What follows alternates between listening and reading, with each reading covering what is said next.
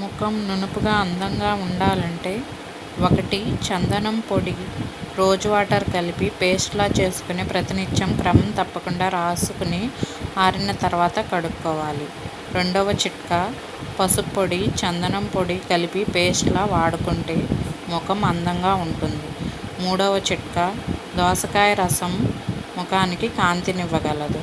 4వ చిట్కా కొబ్బరి పాలు, దోసకాయ రసం సమంగా కలిపి అవకాశం ఉంటే సమయాల్లో కూడా వాడుకోవడం మంచిది. 5వ చిట్కా గింజలు తీసిన ద్రాక్ష గుజ్జు ముఖమునకు మెడకు రుద్ది ఆరిన తర్వాత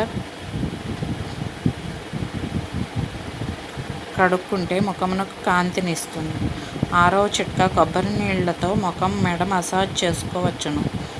7వ చిట్కా బాదంకాయలను పేస్టును రోజ్ వాటర్ కానీ పాలు కానీ కలిపి వాడుకోవచ్చు.